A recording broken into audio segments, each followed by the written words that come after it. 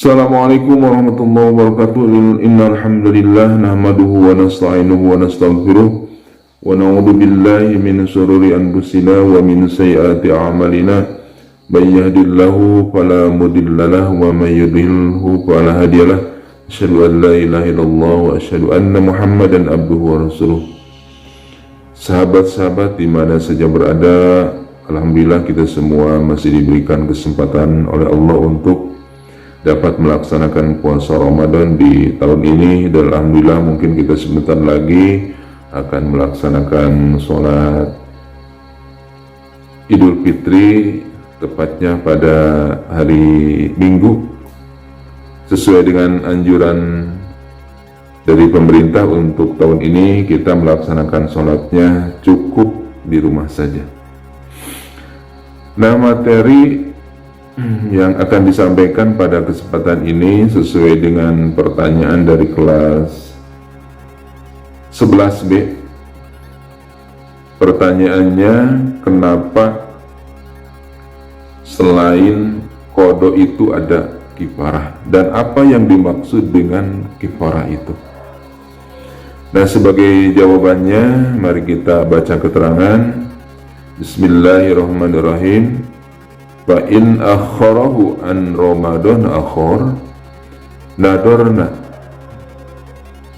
jika seseorang itu melalaikan untuk mengkodok puasanya sehingga datang Ramadan berikutnya.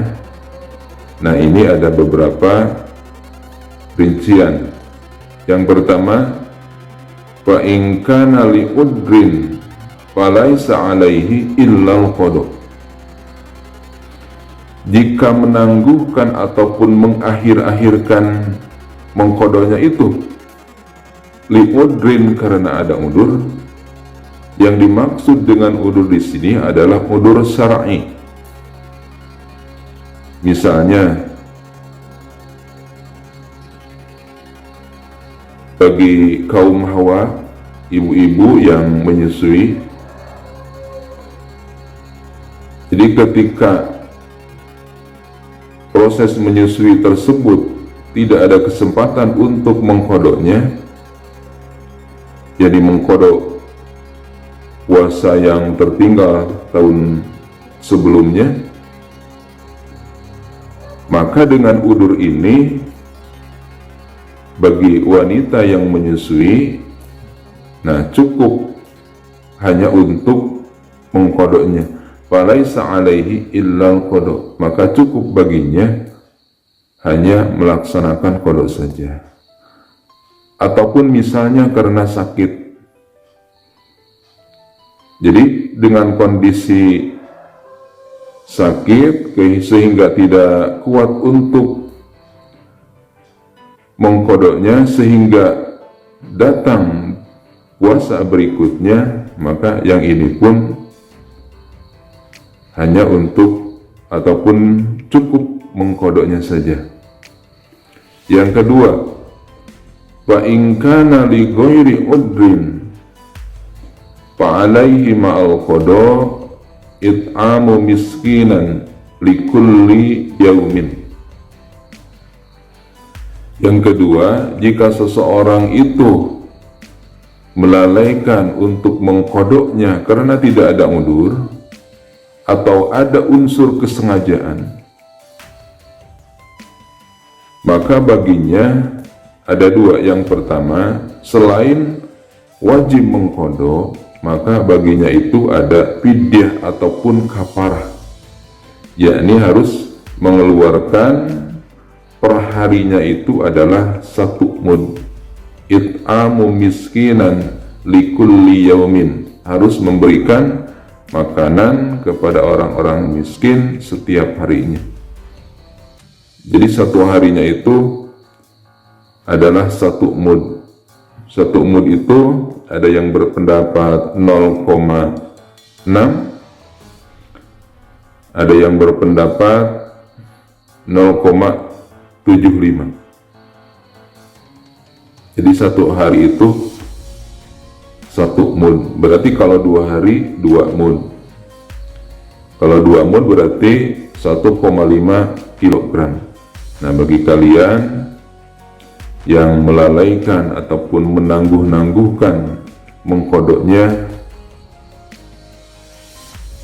karena melalaikannya karena unsur disengaja, maka ada 2 kewajiban. Yang pertama harus mengkodok, yang kedua harus membayar kifarah.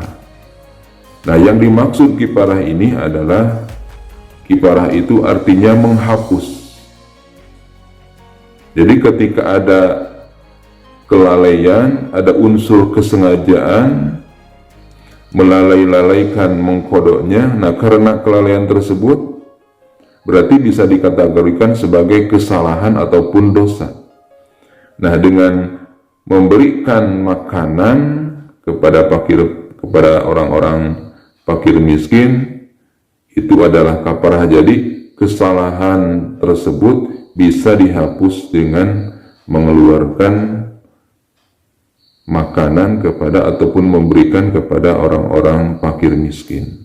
Jadi yang dimaksud dengan kafarah itu artinya menghapus kesalahan ataupun menghapus dosa.